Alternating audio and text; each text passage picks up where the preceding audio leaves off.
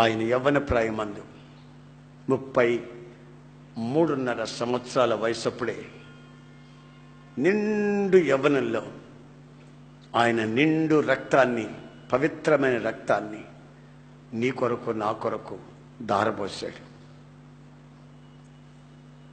ఆయన శిలువలో వేలాడుతున్నప్పుడు ఇద్దరు వ్యక్తులు అలా వచ్చారు. శిలువలో వేలాడుతున్న యేసయ్యని చూశారు.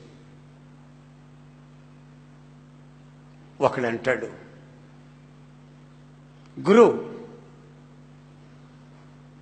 ఆయన శరీరంలో నుంచి నీళ్లు కారుతున్నాయేమిటి? ఆ దొంగ శరీరంలోంచి రక్తం వస్తుందే, ఈ బందిపోటు శరీరంలోంచి రక్తం వస్తుందే, ఈయన శరీరంలోంచి నీళ్లు కారుతుంది ఏమిటి?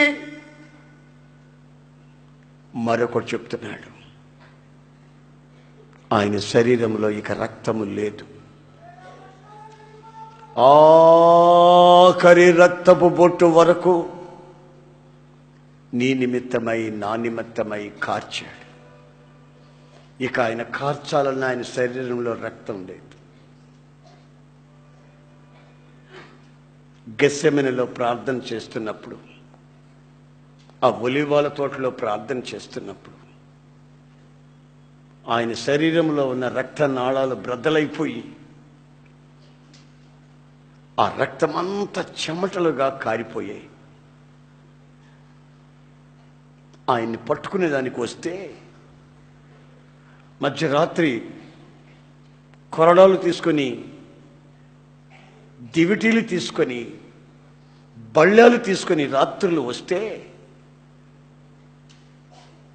ఆయన్ని ఆ తోటలో వెతుకుతూ ఉంటే ఆయన రక్తపు మడుగులో నుంచి లేస్తున్నాడు పైకి. రక్తపు మడుగులో నుంచి లేచి,